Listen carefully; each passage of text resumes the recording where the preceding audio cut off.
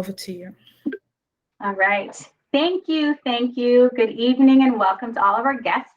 I will be your moderator this evening. My name is Kristen McIntosh. I am also a board member of the African Caribbean Council of Halton.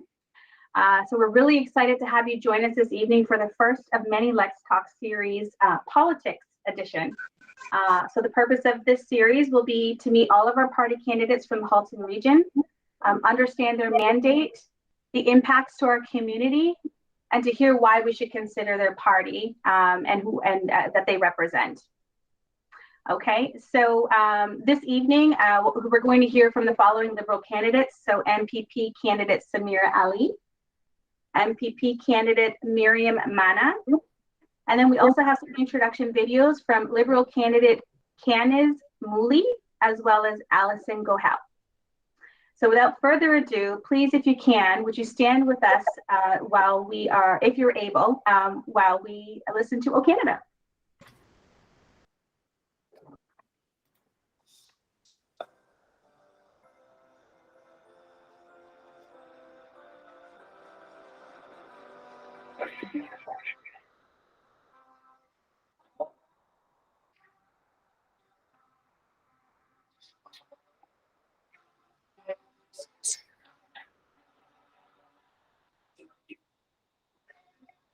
We'll just get the audio fixed in one moment, please, folks.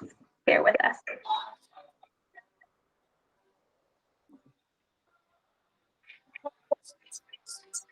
Emmanuel, it's very faint. We can hardly hear. Pardon? We can't hear what you're playing. You can't hear?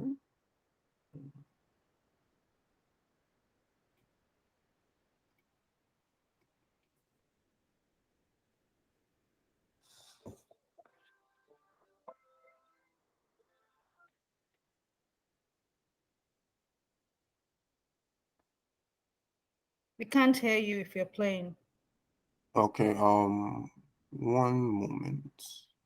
This is weird.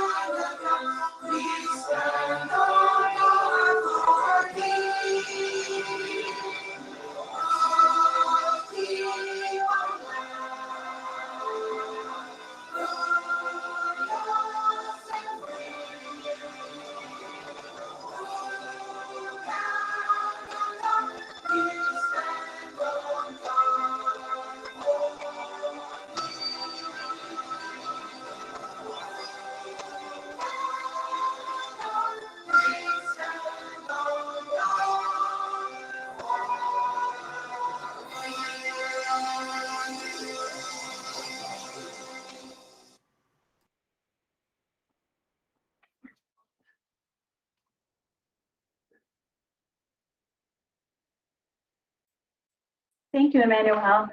We will now turn it over to land acknowledgements in both French and English. Mme. Mauretoire, over to you.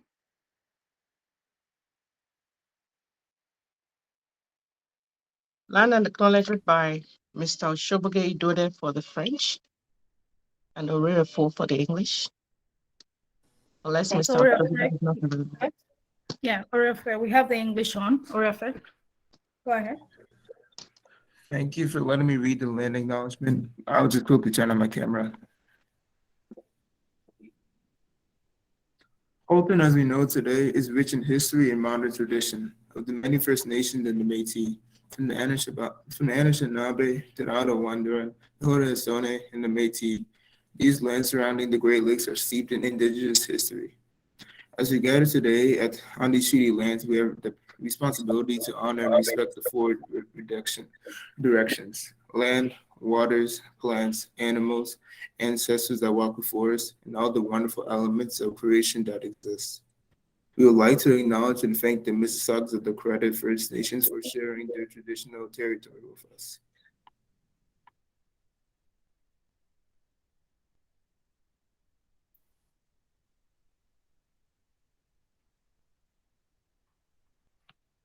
Halton tel que nous la connaissons aujourd'hui est riche de l'histoire et des traditions modernes de nombreuses Premières Nations et Métis. Des Anishinaabe au Ottawandaron, en passant par les Haudenosaunee et les Métis. Ces terres entourant les Grands Lacs sont ancrées dans l'histoire autochtone. Alors que nous nous réunissons aujourd'hui sur ces terres de traité, nous avons la responsabilité d'honorer et de respecter les quatre directions: la terre, les eaux, les plantes, les animaux, les ancêtres qui ont marché avant nous et tous les merveilleux éléments de la création qui existent. Nous tenons à reconnaître et à remercier la Première Nation Mississaugas of the Credit d'avoir partagé son territoire traditionnel avec nous. Merci. Thank you very much for our high school student volunteers. I apologize for miscalling you. All right, next, allow me to introduce our first speaker of the night to address the welcome address and fellow board member, Ms. Edosa Adams Edode. Good evening, everyone. Thank you so much, Christine, for that warm and welcoming message. And thank you all for coming here today. ACCH, which is the African Caribbean Council of Halton, this is our second event for the year, but it's a springboard to really having a serious hard talk with our politicians and candidates that are seeking electoral position in our government. So we are very happy to start off this series with the Ontario Liberal Party. And I welcome you all today because it is important for us to know, for all of you to know who we are, what we stand for, and why we're doing what we do for the community of Halton. So ACCH started over 3 years ago with the initiative that was formed by Adejisola Atiba, who is the founding member and president. We have a strong board of directors. One of them is Christine, myself, and Mr. Abi Salami, who is not able to be present here today. But what do we stand for? Our vision for ACCH is to advocate, build, empower, and strengthen our African and Caribbean community. We have a very strong advisory board and wonderful volunteers who you've heard perform the land acknowledgement today.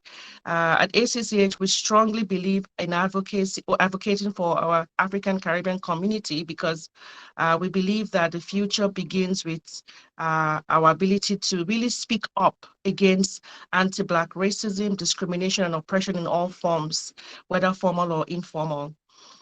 We have been advocating in the region of Halton with our flagship program, the Black History Month. This year, 2021, our theme for the Black History Month was Equality is Not Equity. That was also in line with the federal government's Black History Month proclamation in Canada, which is February Forever. We believe that as a community, the African Caribbean descent in Halton have been marginalized. One of the very reasons and the core visions of the founder and all of the members and volunteers of ACCH, as well as the community at large today, is to see a government and to see a community where everyone has equal opportunity, equal access, and is able to express their fundamental rights. And so that is why it is critically important for all of us today, as we hear live from the officials who are seeking electoral positions, to be very candid in our questions about what their purpose is and why they really need the votes of the community that they serve. But most importantly, I also wanted to add that what ACCH does, apart from advocating, is also working with other community members in providing educative, informative, and service to the community. One of those initiatives is the African Caribbean Black Excellency Award. That is a program that we're working in partnership with the Canadian Caribbean Council of Halton. And this award is to give to Black students who have shown excellency for each of the schools in the Catholic District School Board and the Public District School Board, an award at the end of the year. Why? Because oftentimes our students do not feel that they are heard or they are seen. And we want to show them as a community that we would support them.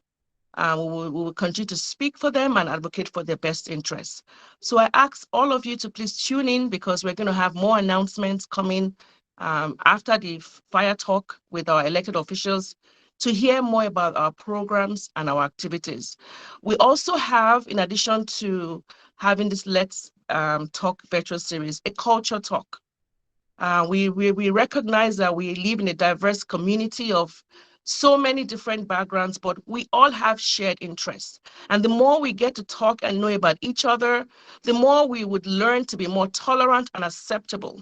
So without further ado, and knowing that today is for the Ontario Liberal Party, I ask you to please sit tight, make sure you're very comfortable to hear the issues that will be addressed today by our elected that will be addressed today by the two Ontario Liberal Party candidates. And be free to ask your questions, because this is what we do at ACCH. We're providing access and an opportunity for you to ask those hard questions, get to learn, get to understand, and also be involved in the affairs of our government and be involved in the decision-making process, because voting for these elected officers is a decision-making process, because what you are saying to them is that we are agreeing that you would represent us, and that is a very important decision in the administration of our affairs and the government of our young citizens coming up. So without further ado, and not to take away the time that we have spent so far, I would once again thank you all for joining us. Thank you for being a part of ACCH, and thank you, Halton and Milton in particular, for being an ally and an ambassador to us, because you have stood with us, and we will continue to run and represent and advocate for your best interest, because that is what we do. So thank you again, Christine, and thank you all for coming and joining us in this first series of our Fire Talk with our candidates. Thank you.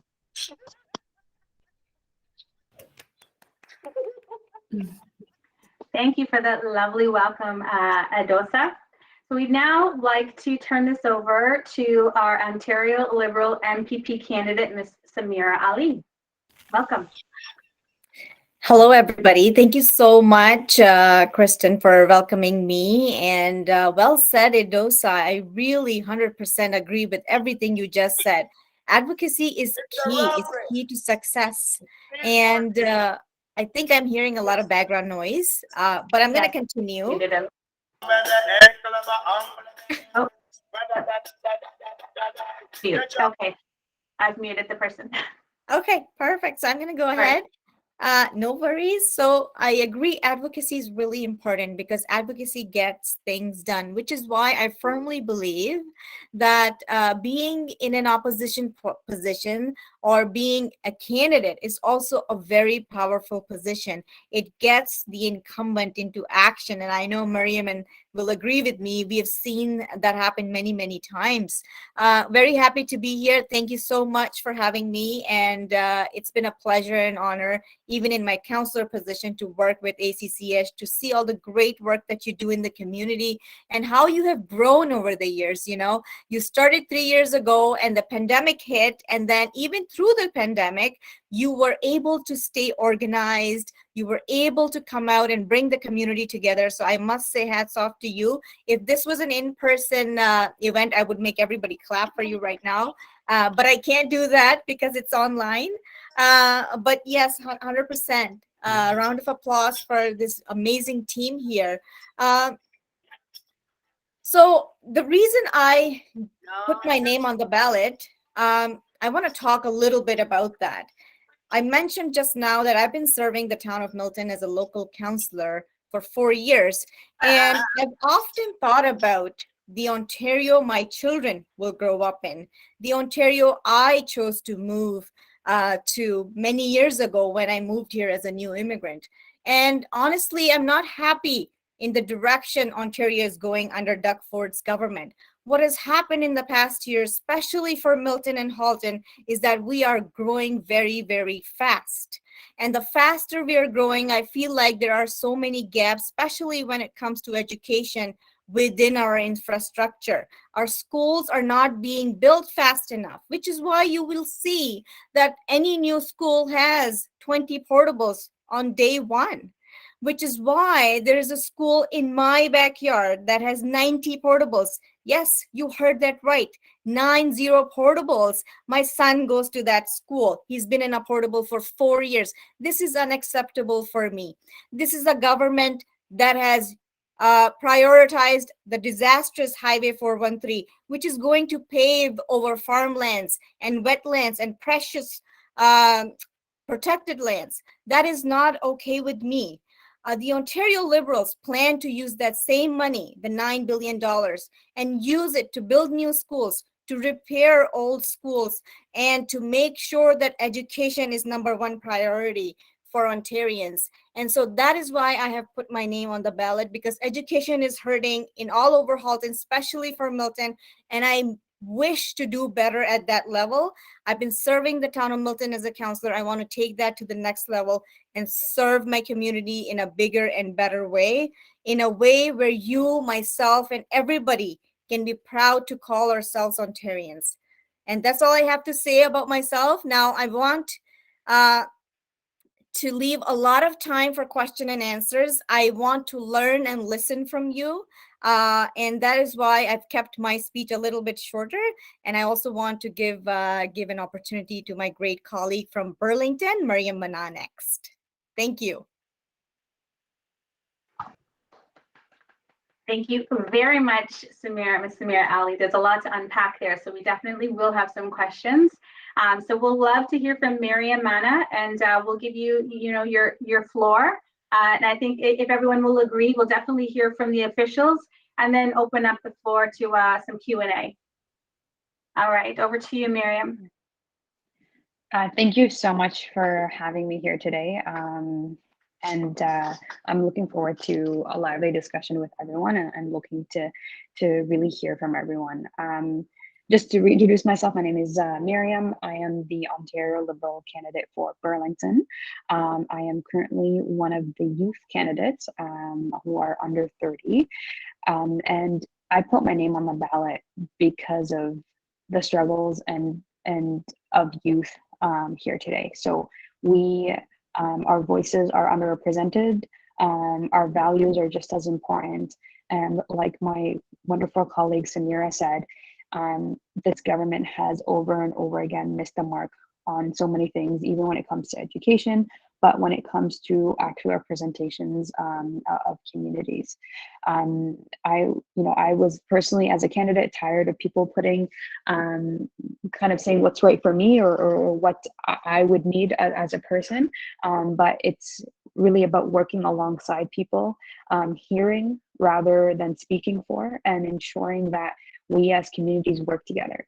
Even when you look at communities like the community that I come from, or your great group with the great advocacy that you do, we are not all monogamous, right? We're not all the same. Even within our groups, we are different people. And it's really important that we amplify that and that we ensure we have a government that's working for us and specifically and especially with us. That's something that's really important to me as a person and as a candidate. I want to share a story with you. When my parents immigrated to Canada, my mother had to learn English, work a minimum wage job, and struggle to raise 3 kids. And my dad had to move back home to help raise our income so that we're able to sustain our life here in Canada. I remember my mom juggling everything at the same time, trying to figure out a life for us so that we are able to have a prosperous and a brighter future ahead.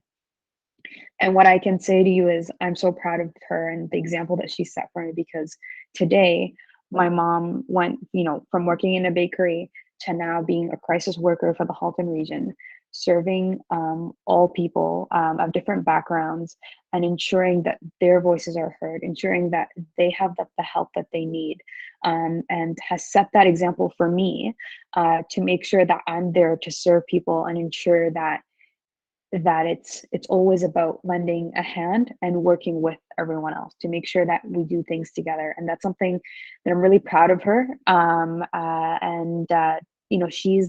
She's one of the main reasons I put my name on the ballot. She's helped me become who I am today, and that's something that's really important for me and my family, and the great example that she set for us. And I want to talk a little bit about how things have been difficult for all of us during the pandemic. And I know how it was exacerbated for communities that were underrepresented and underheard, and that, and how it affected when it came to coping with the pandemic, access to services through the pandemic, and hearing, the correct information when it came to coping with the pandemic. And that's something that's really important, is that when times get hard, it's the communities that get marginalized that kind of are sidelined. And I'm personally exhausted of that.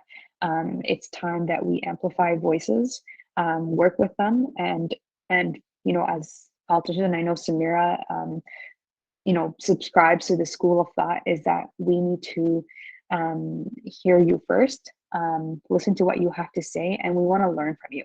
That's something that's really important. I don't want to come in here and say, hey, I want to do X, Y, Z. No, I want to hear from you. What do you want to see change? What do you want to make sure that would serve you, your community, and what would represent you better? And that's really important. And the last thing I will add, from housing to education to climate change, we're working really hard on policy. I believe Sameera is working on education policy. I'm working on climate change policy, and we want to make sure that all communities are heard and represented on that. So we'd both love to hear from you on that, and see how we can both better serve you and represent you. So I'll leave you with that. Thank you so much for taking the time to hear me, listen to us, and give us this opportunity. And what I'll do is I'll leave my email in the chat. Just, even beyond this conversation, feel free to reach out to me at any time with questions, or on things that we can improve ourselves as well. Thank you.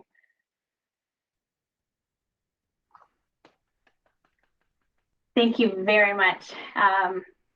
Very well said, and interesting I'm interested in hearing the questions that we get from the group in regards to some of the things that you've mentioned there that are definitely on the top of our minds as well. So definitely want to see how it all aligns in the future. So why don't we, are we able to move to the intro videos at this time? All right. Emmanuel, if you're ready, if you're able, can we move to the intro video for Kaniz, Mouli?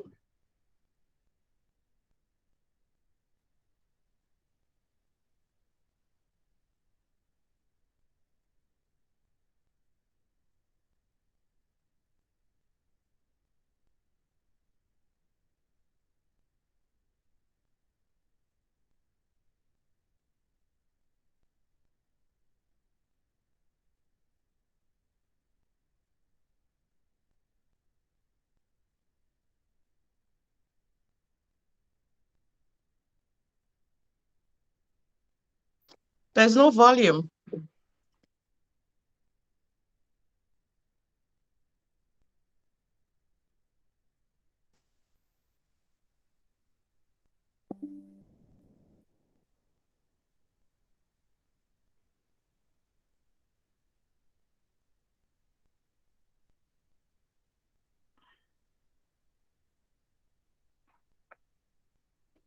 Hi, my name is Kaniz Mouli, and I'm pleased to be your Ontario Liberal Party candidate for Oakville North, Burlington.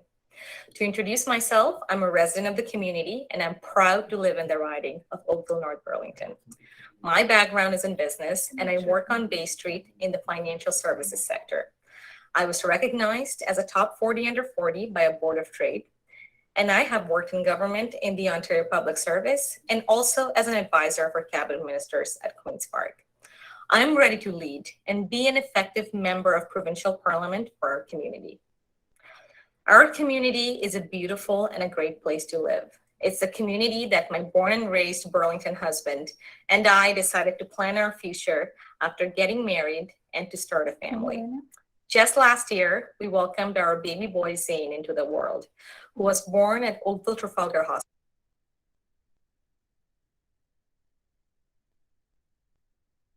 Seems we've lost audio. Emmanuel?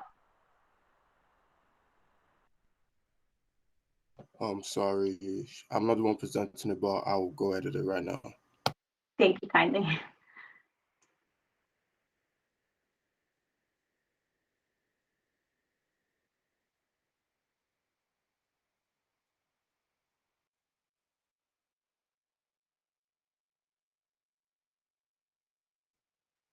Apologies, folks. Just hang in there with us for a few minutes while we get through this technical blip.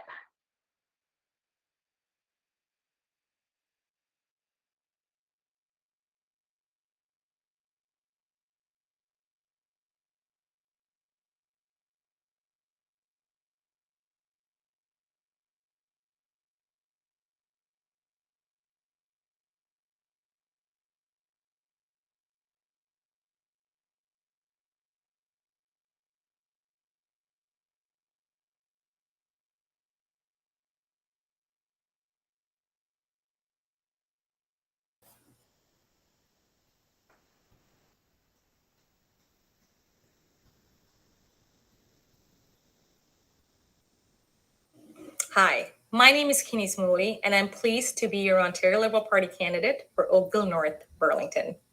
To introduce myself, I'm a resident of the community, and I'm proud to live in the riding of Oakville North, Burlington. My background is in business, and I work on Bay Street in the financial services sector. I was recognized as a top 40 under 40 by a board of trade, and I have worked in government in the Ontario Public Service and also as an advisor for cabinet ministers at Queen's Park. I'm ready to lead and be an effective member of provincial parliament for our community. Our community is a beautiful and a great place to live. It's the community that my born and raised Burlington husband and I decided to plan our future after getting married and to start a family. Just last year, we welcomed our baby boy Zane into the world, who was born at Oakville Trafalgar Hospital. Oakville North Burlington is our home. Living here means that I understand many of the issues and challenges that you and your family face. Representation matters, and I will fight for our community. Since the founding of our country, Ontario has been a place where people from all corners of the world have come for better opportunities for them and their children. It's the reason why my family came here. And it's probably the reason that your family or ancestors came here as well. Unfortunately, this dream of opportunity is in jeopardy. We need leadership and a government that understands that proper investments need to be made to recover from the pandemic and to put us on a path to prosperity. This will only be possible if we have proper leadership and an effective champion at Queen's Park that will listen to your concerns and fight for what matters. This is why I'm running, to ensure that everyone who works hard has a chance to succeed. To learn more about me, please visit my website, kinizmouli.ca. Thank you so much, and I look forward to meeting you on the campaign trail.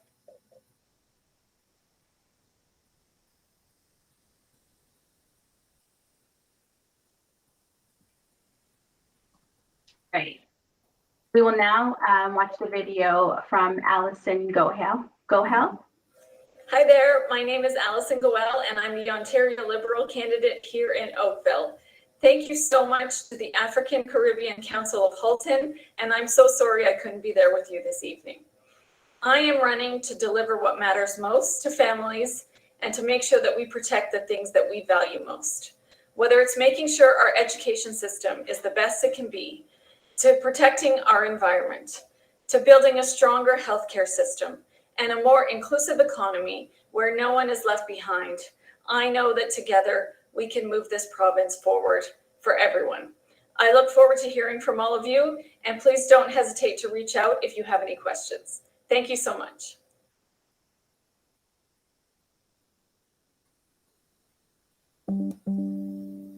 Okay, so we will now move to the Q&A section of our session this evening. So I will turn it over to Emmanuel Okafor.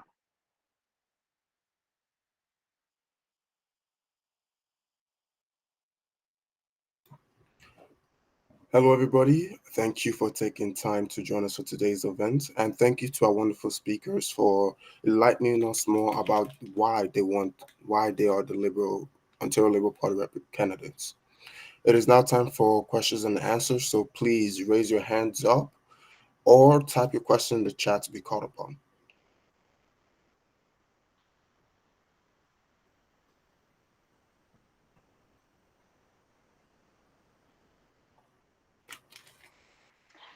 So while we wait for others to gather their thoughts and throw the questions in the chat or come off mute, I'll start if that's okay.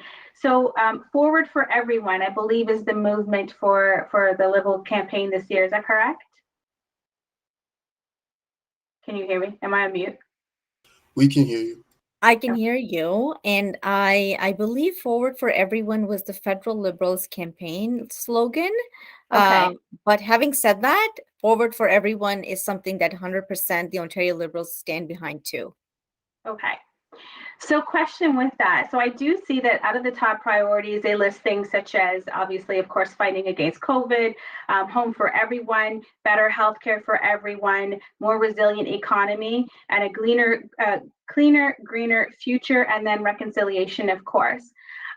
Within some of the talks when they spoke about a lot of the initiatives was the fight against systemic racism.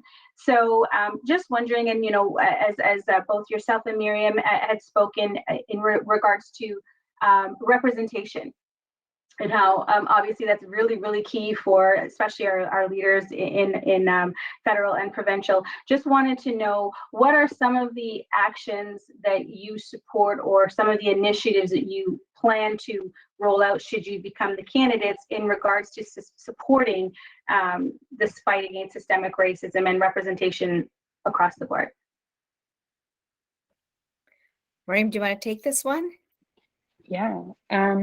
So I will say that, we're still rolling out our platform, but what I will say is that we support any and all initiatives that make sure that fight racism in Canada and specifically in Ontario.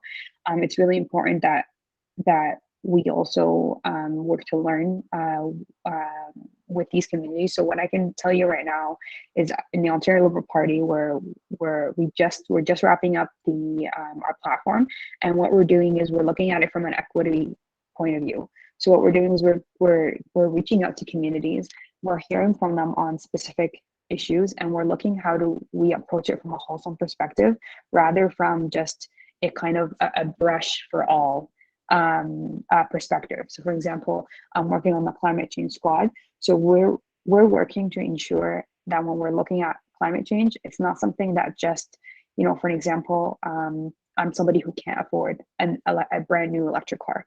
So we're looking at ensuring that people like me who will be able to afford maybe not a brand new electric car, but maybe a used electric car. And we want to make sure that all our policies are wholesome. When it comes to specifically to discrimination, anti-racism, we will be still coming out with that. And Sameera, maybe you can correct me if I'm wrong, there's something that has been out yet, but we're working really hard with communities to make sure that we're hearing them and we're not actually working on their behalf without consulting them. And that's something that we're working really hard on. That's why our platform is still in progress and why we're releasing it one bit at a time.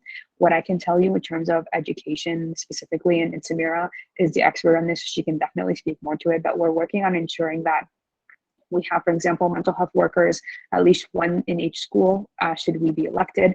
We want to have 5,000 support workers for students that needs more special needs, and to ensure that they are treated with dignity, the way they should be.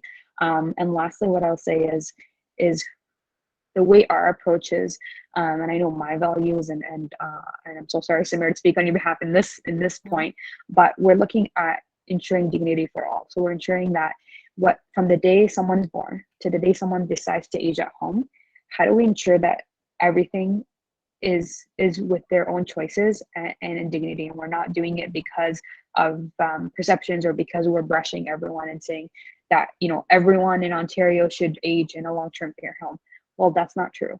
Most people want to be, age at home and ensure that they have the services. How do we ensure wages are fair for, communities of minorities always have a wage gap between them and other folks. For example, if an executive, that came from, for example, from African Caribbean community, then an executive that came from a European community might be paid differently. And we want to make sure that that's not also the case. So we want to make sure that we hit all the issues, and we want to also hear from you on some of the concerns that you have that may cause disparities, and ensure that we're looking at it holistically. And I'm sorry we couldn't give you a bit more, but as soon as anything is out, we're more than happy to send that to you. And I know we came up with a huge economic dignity plan where we talked about having living wages in Ontario. So we want to start at $16, and we understand that's not a living wage, but we want to work with business partners and community partners to get to a living wage in Ontario, whether it is $22 like it is right now, or whether it's more. We want to make sure that we do it right, without just kind of, again, putting it on communities and business owners, and without ensuring that we can get it there. And it's really important that people, exactly like a lot of people in my age group, nurses, WSP workers, all these people have a living wage so that they're able to serve their community. So that's what I'll say on that. Sameera, feel free to pitch in here. Yeah. And we're more than happy to see what else we can pitch the party on. Yeah. Thank you. That was a great answer, Mariam. The only thing I'm going to add is that actions speak louder than words, and I invite you to check out our nominated candidates. Above 60% are females, and half of us are people of color, and that includes people from all races and backgrounds, all ethnicities. It includes people from all gender representations. And so I feel when you look at that and you compare it with the party in power, you will see a stark difference. And that is one of the first things Stephen Del Duca, who's the leader of our party, said when he was running for his leadership race, that he is going to make sure that there's balance on the caucus. He's going to make sure that at least 50% of the candidates are females. He's going to make sure that at least 30 are under 30. And so we are very, very close to achieving the 30 under 30, but we are actually way above than 50% when it comes to the gender balance on our caucus and the nominated candidates. And I truly believe that can be a good indication of what you can see in the future should we have the honor to represent Ontario as your elected party. You will see a lot of balance coming in. You will see a lot of policies coming in that are looked at through the equity, diversity, and inclusion lens. And so that's something that I just wanted to point out, because unfortunately, that's not the reality of the situation right now with the current government. Perfectly said. I'm just going to add a quick thing to that is just we actually have an entire team working on equity inclusion as well. So there are a set of candidates with some policymakers, and they're working together to make sure that comes out with an equity lens, and they work with every single what we call ourselves squads. Every single person that working on a segment like education or climate change Yes. or labor, and they're ensuring that we're looking at everything from an equity and inclusion perspective as well. So even when Mariam pointed out that I sit on the party's education policy squad, I can tell you right now that even when we were discussing curriculum with many education stakeholders, we have come to realize that even our education stakeholders are asking for cultural representation, even in the curriculum, making the curriculum more culturally appropriate and inclusive.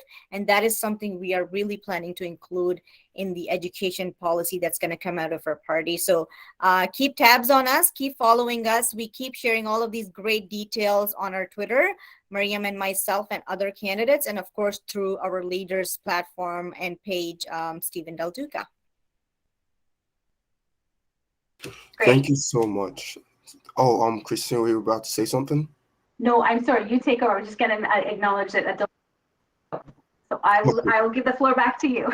Okay, thank you so much. I just want to say thank you for everyone, Madam Sameera, for actually highlighting one of the touching points of today's discussion, which was why the Liberal Party. You stated that the leader was aiming to have 50% of representation of every gender, and you already said that you're well past that, as well as wanting, I believe you said, people are under the age of 30 or under. Yes. Represented. Okay.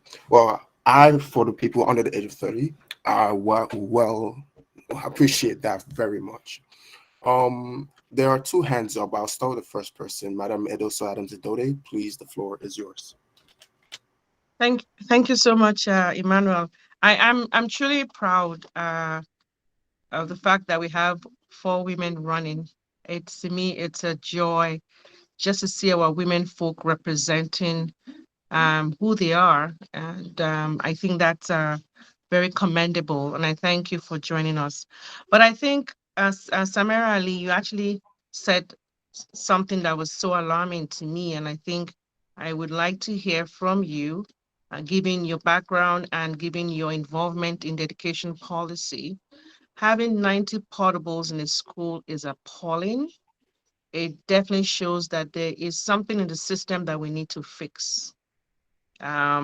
It's also an indicative, and correct me if I'm wrong, that perhaps the federal government is not aware as to the influx of immigration to these communities of Halton, that it's creating this large portables being in the school system. Because if you go to a school and you go to the school throughout in a portable, I don't know if that's not really that's not what education should be. Let me put it that way. So I guess my question really is, as you say, action speaks louder than words. I completely agree with that.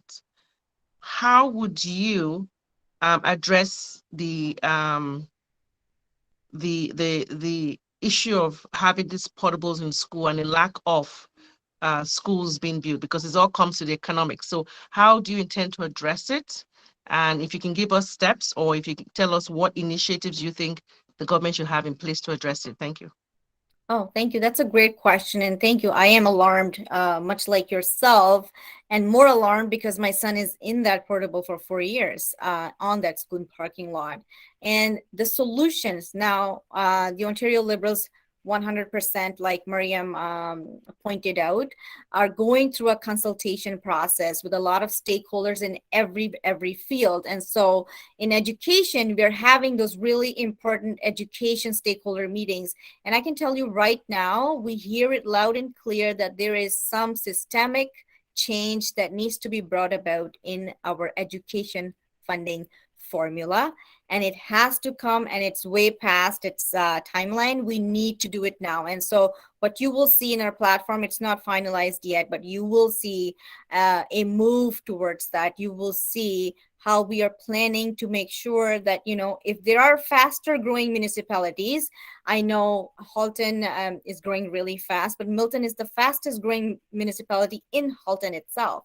So for municipalities like us, we will make sure that the fundings for schools is downloaded in a timely fashion so that we don't have a situation where there is a new community in Milton, in the southeast of Milton, where there was supposed to be a school that was supposed to be an elementary school is now being turned into a high school because there's no space left to accommodate these high schoolers. So they're being stuffed into an elementary school, and those elementary school students now have to be bussed out of their community into other schools. And that is a real issue that we continue to face in Milton. And so the solution is fixing the funding formula and downloading funding monies to municipalities in a timely fashion in accordance with their population growth rate.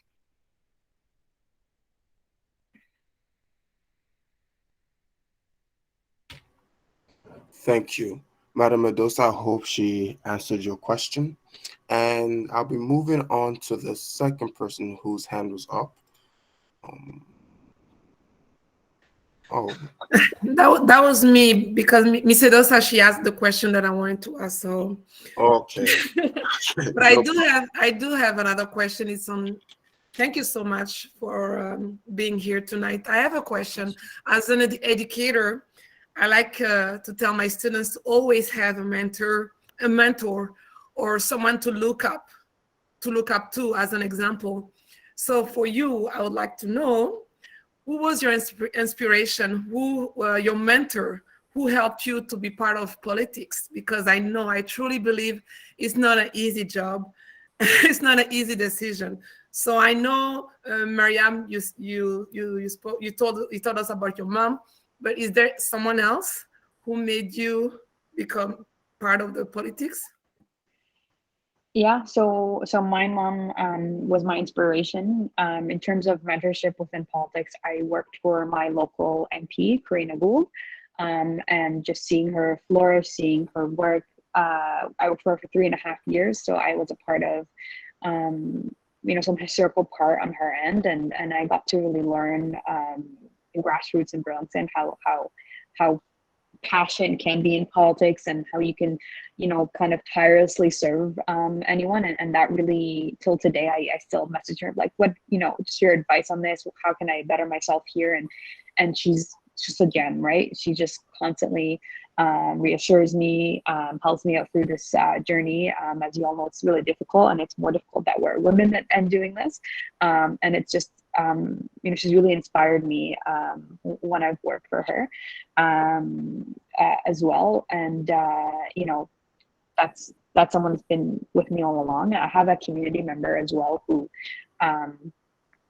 she comes from a Somalian background, and she drills me down. She's my drill sergeant, right? So she's constantly is someone who grounds me all the time. So we have conversations almost on a bi-weekly basis. We kind of have discussions about, things that put me down, things that my highs, my lows. And she really helps me through that to make sure that I'm grounded in what I do, and ensures that in everything that I do, I'm thinking clearly about it. We're not going to be perfect in everything that we do, but the people that we surround ourselves with are the people that ground us,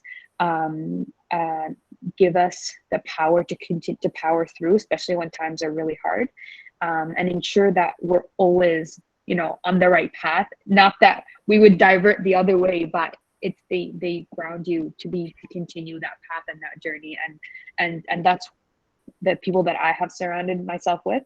They're all strong women.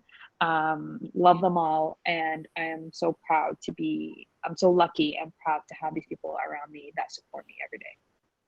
Wow, thank you. And you, Mrs. Halley? Thank you so much for this wonderful question. I've been sitting here thinking about, there's so many ladies, but honestly, if there's one person I can point out, is my grandma. My grandma lost her mother at the age of 10, and then she was married off at the age of 14, and she got married into this big family. There she had 8 brother-in-laws and 2 sister-in-laws, and she was the eldest sister-in-law. So she was in charge of getting everybody married too. You know, that's how our culture goes.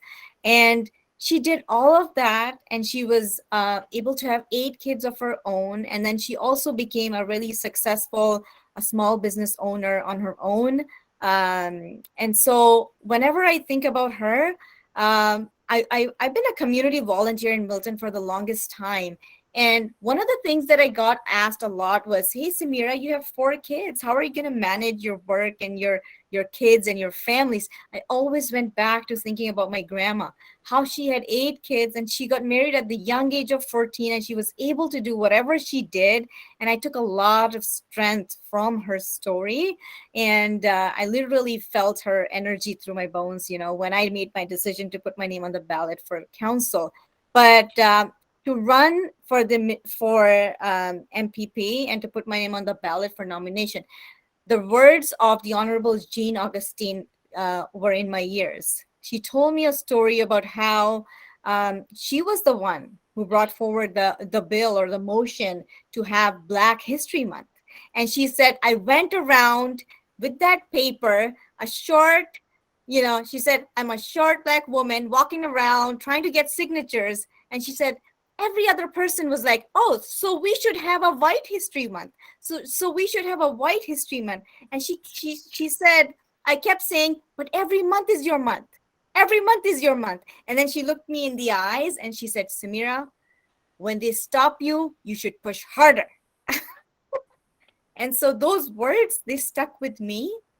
I had the honor and privilege of seeing her back in 2018, and those words stuck with me. And I really, when I needed that push, those words helped me. So coming back to your question, it's such an important question for the young people, especially here.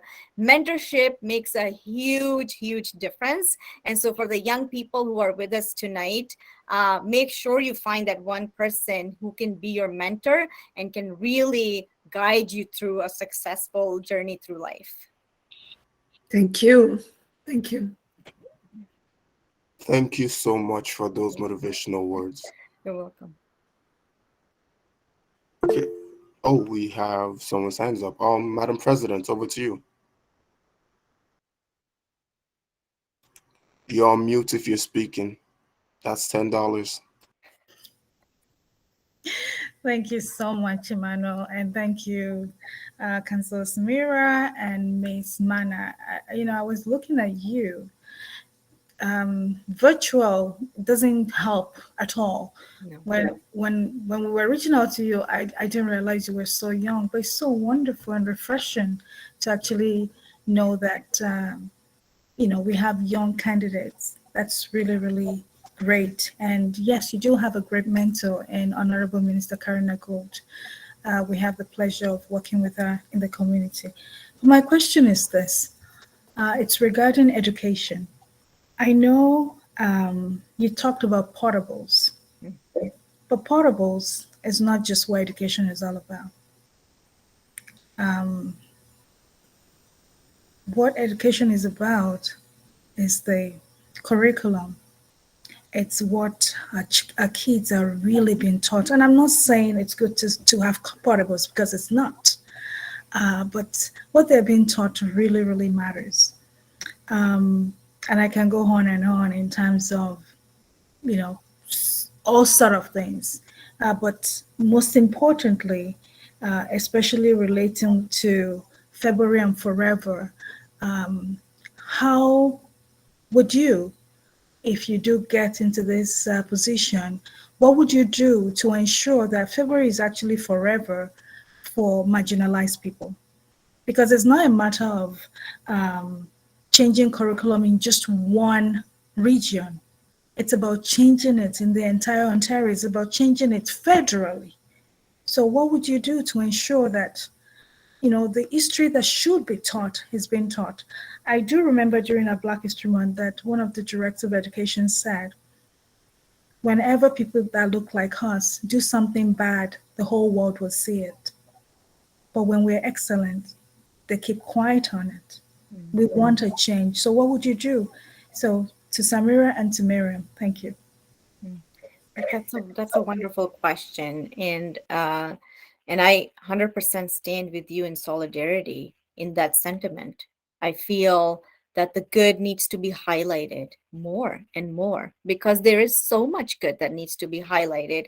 And should we have the honor to be elected, we're going to further what we're advocating for. We're going to turn the advocacy into action, which is why, like my colleague Mariam Manaa just pointed out, we have a whole squad, which is a whole team of candidates working with diversity, equity, and inclusion stakeholders all over Ontario to try to learn and listen to what you have to say. So what you just said, Ajisola, is so important. And I made a note of it here.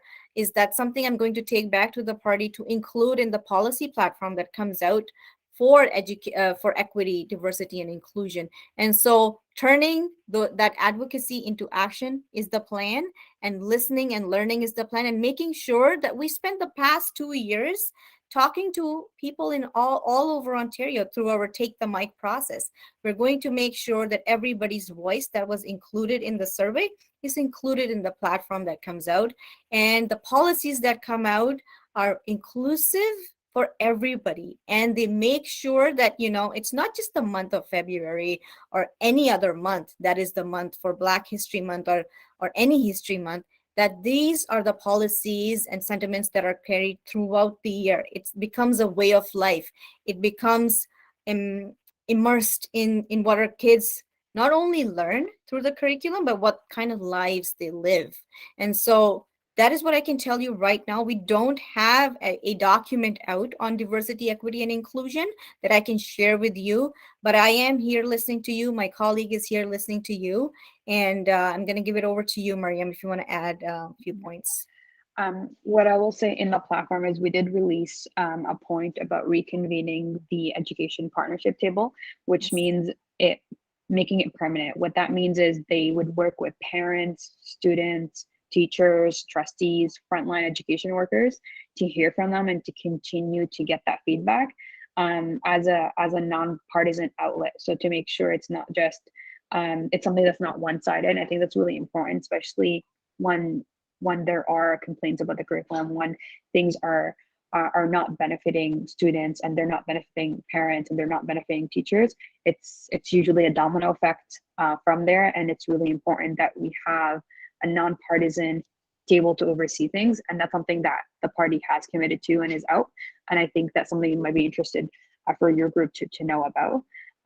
Secondly, when you talked about when something bad happens and the whole world's watching, I have a blanket that I hide myself with when stuff happen on TV because of how scared sometimes I am about certain things that happen, and I can feel. I feel that, like I feel you on that because I go through it personally because of how things are manipulated or shown, and that's something that when I said I don't want people to speak for my behalf or to brush me or to label me or kind of say you are from this group, I want to end that personally, and I want to fight for everyone that wants that too. And I can't speak for you, but I can work with you to make sure that we end that together, because it hurts. And as youth, as the youth on this call, and I'm one of them, it affects you. Psychology, it affects your mental health, it affects how you view yourself, it affects your confidence. For the longest time, I thought I was just no one. Like I didn't deserve to be anywhere or deserve to get a spot on or a platform or anything like that, because of that. And that's something that I've experienced personally. I obviously can't relate to, for example, the youth on here because their experiences are different. But what I can tell you is I've had my fair share of it, and I want it to end. I want to put my voice there. I want to fight for it. I want to fight alongside you on it because I'm done with this. This is enough. I don't want people to speak for me. I don't want people to label me. I don't want people to judge me because of one thing that they decided to air, which happens in many other communities, but they don't put the same spotlight on it, right? And when you succeed, it's like you become theirs, right? Like a token. And That's something that I've always hated. I hate to be tokenized. I hate that, and I want to change that personally. Sorry, I got a little emotional there, but it's something that was part of my, I grew up into it. It really affected my confidence for a long time. It affected the decisions I made for a long time, because I lived in fear. And I didn't have that confidence to be able to actually go after what I really wanted. And it wasn't until I got into politics and felt like I belonged within the party that I then decided to put my name out there. And I'm surrounded by amazing women candidates like Sameera, like Kaniz, like Alison. Sameera is literally my go-to person. I just call her up and like, hey, this happened, what can I do? And that's really important. Mentors, people you surround yourself with, and empowering us together. That's really important, and doing it together. We can't do it for each other because it's not going to work. But we can do it together, amplify our voices together, and put a stop to this for once and for all.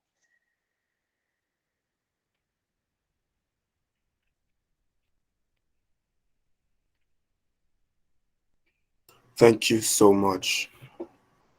Remember, to all our participants, if you do have a question, please type it up in the chat or raise your hands to be called upon.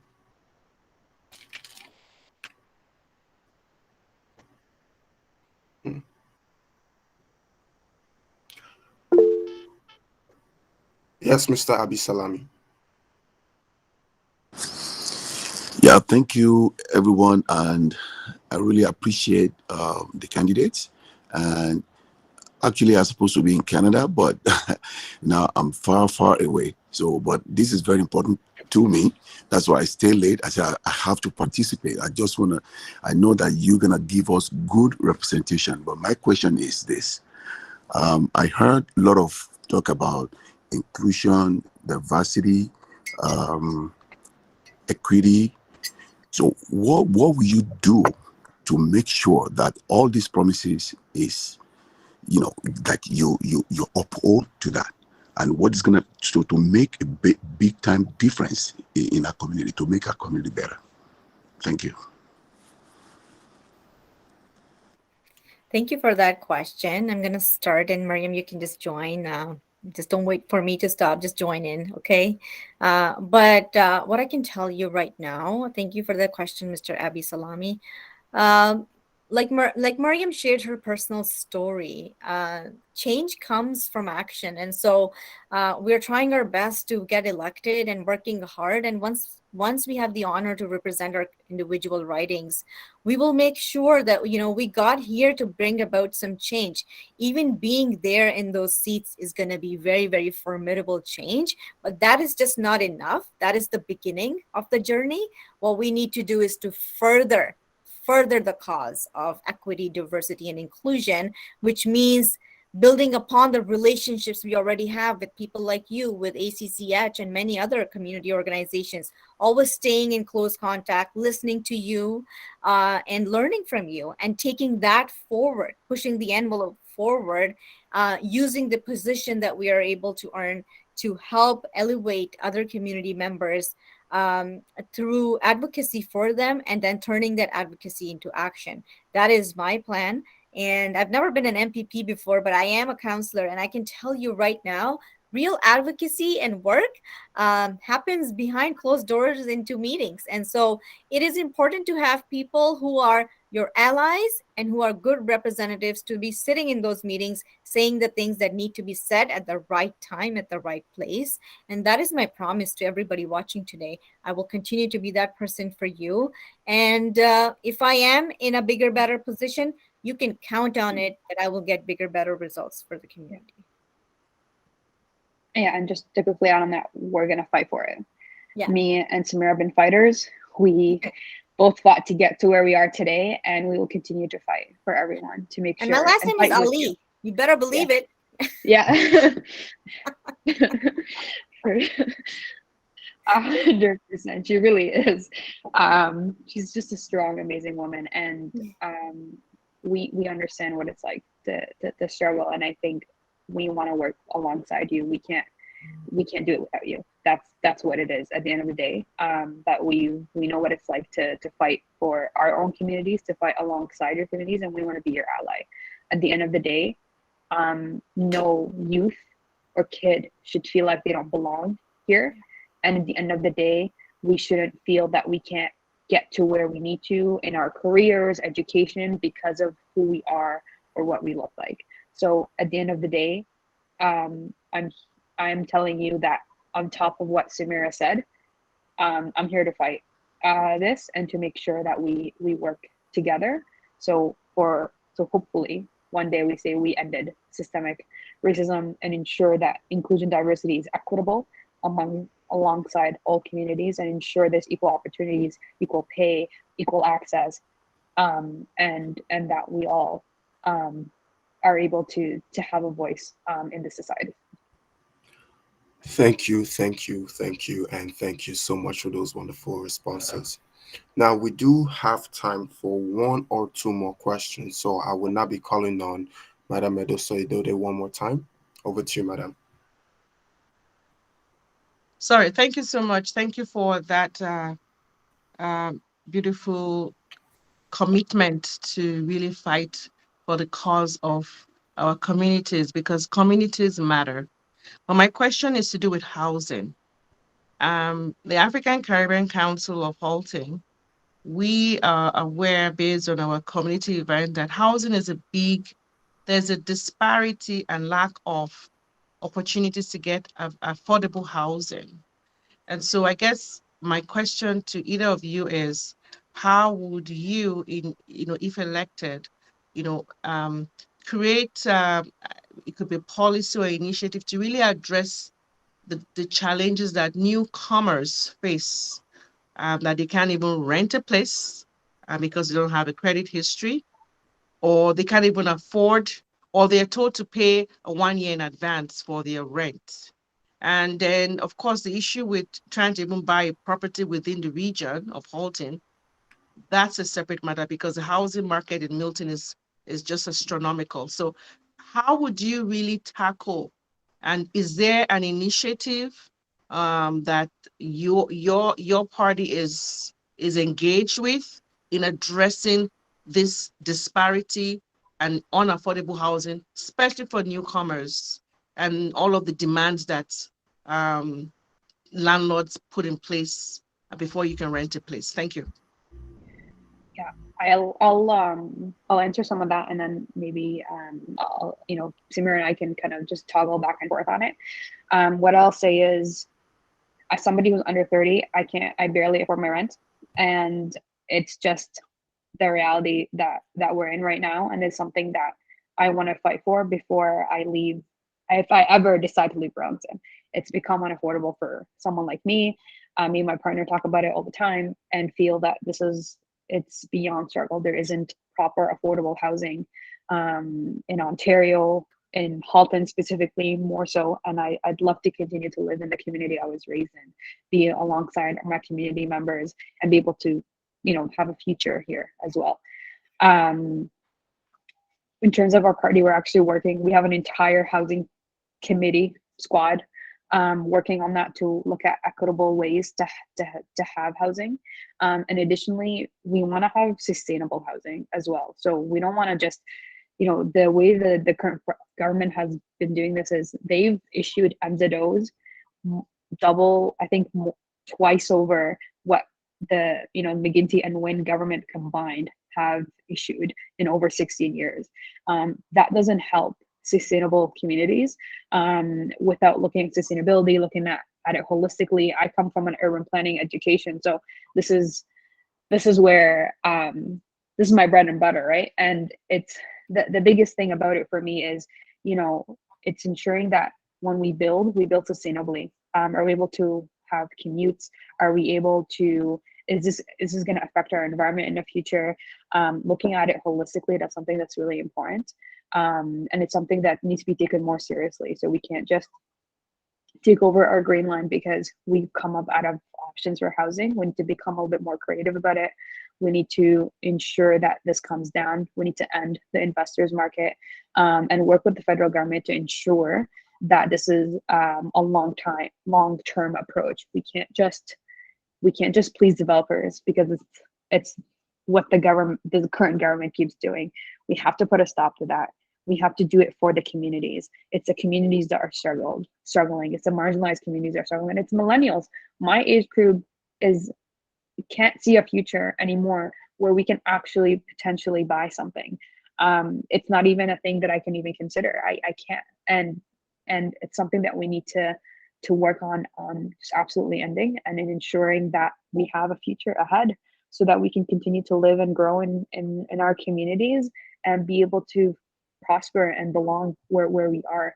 When it comes to newcomers, I used to work with the Halton Multicultural Council on some projects, and I can tell you that newcomers face a lot of discrimination, face a lot of barriers and obstacles, and I've seen landlords ask them for 3, 4, 5 months rent ahead of time because they don't have a credit check history, because they have because they're taking advantage of their vulnerabilities, and that's something that I know someone like my mom is advocating for, working really hard on. She's a crisis worker here, and that's what she deals with day and night. And the problem with that, it leaves women specifically on the edge of society more vulnerable than ever, because of they can't even settle properly because of the burdens of settling to begin with the demands of landlords, with access, with equity for them as well. That's something that's really important to me as well. So I will say that we're working hard on this. That's something that's part of our platform. It's not something that is gone on deaf ears. And it's something that we recognize that it's important. And that's why we have now 6 youth members. And that's literally what we complain to the party about day and night. And Sameera can speak more to it because she literally has the fastest growing community. So I'm sure constituents just give her an earful every day. No, thank you. Yes, you're right, Mariam, but I wanted you to speak first because you do have that urban planning background and that's your bread and butter. So I know that you're perfect for this response. But what I can tell you is that the Ontario government, the Ontario Liberals have time and again showed that we are always ready to partner with our federal cousins when and if they download any great policy. And a great example of that is the childcare deal. And the Ontario Liberals have been asking for it for a year, pushing the Doug Ford government to sign the papers. And they signed the papers just 3 days before the deal expired. And thank goodness we have it. I think, when it's something that is good for Ontario, there is no shame in accepting, even if it's your opponent who has done it, in saying that it is good for Ontario. It's good for young families in Ontario. And so similarly, I think a majority of the work that needs to be done for housing affordability has to come down from the federal government. And whenever and if ever it comes down, the Ontario Liberals are really ready to sign that with the federal government to make sure that all of our families and young kids can see a future for themselves, can afford that first home that we all aspire to. And I think we're lucky enough to get into the market at the right time. I don't see my kids. My son is turning 18 this year. It's looking very, very hard for him to have his own place, as early as our previous generations were able to do, for example. So agree with everything Mariam said, but really hoping to see something come down from the federal government so the Ontario Liberals can take it and run with it. But coming down to, yes, the challenges the immigrants face, especially when it comes to renting and leasing, the rules really need an overhaul. I get a lot of cases and calls from residents locally. As a counselor, I face every day where, the landlord is stuck with a renter who refuses to leave, or a renter is stuck with a landlord who is making unnecessary and asks from the renters. And so I feel like the Land Tribunal also needs an overhaul, and the Ontario Liberals are working really hard. We have a really, really one thing I wanted to highlight, and I'm going to use this opportunity to do that, is that we have a really qualified slate of candidates running for the Ontario Liberals. So we have mayors, we have councillors, we have doctors, nurses, teachers, trustees, you name it.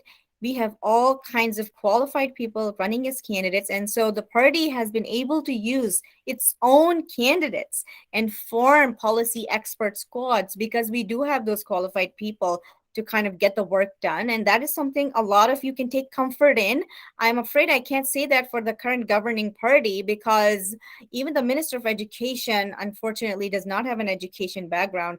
But with the Ontario Liberals, should we have the honor of representing Ontario, you can be guaranteed that we will have enough principals, teachers, trustees on our candidate roster who are very well qualified to be ministers of education, for example. Thank you so much. And I do see that there are still hands, but unfortunately, we're going to have to cut our questions and answers to a short. So if you do have questions, both our candidates here did leave their emails within the chat, so please go to the chats and personal email them so you can also advance your learning. And with that, I'll be passing it back to Ms. Christine. Over to you, madam. Thank you so much, Emmanuel, and thank you to everybody for all the questions, and as well as Mariam and Sameera. Thank you so much for all of your feedback.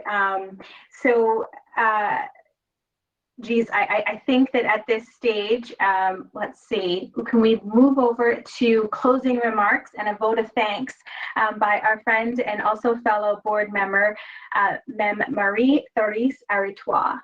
Over to you. Thank you very much.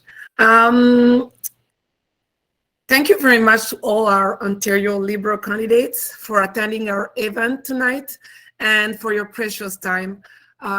Third, we want to thank you for sharing your program in the upcoming elections.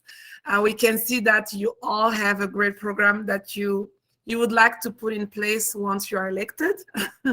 Our community relies on our leaders who represent us. So we rely on you for a better future and to achieve concrete changes, as you said, in our society, locally, like in Halton, regionally in Ontario, and as well nationally. We wish you all the best of luck on Election Day, which will be this coming June. I would also like to thank the African Caribbean Council of Halton for providing us with the opportunity of coming together this evening and allowing individuals like myself to be informed and educated when utilizing our right to vote. And I'm going to vote for sure in June. So I wish everybody a great evening and I wish you all the best. Merci à nos invités et bon courage à tous et à toutes. Merci. Thank you, everybody. Au revoir. Have a good evening. Au revoir. Thank you. Good evening, everyone. Thank you so much.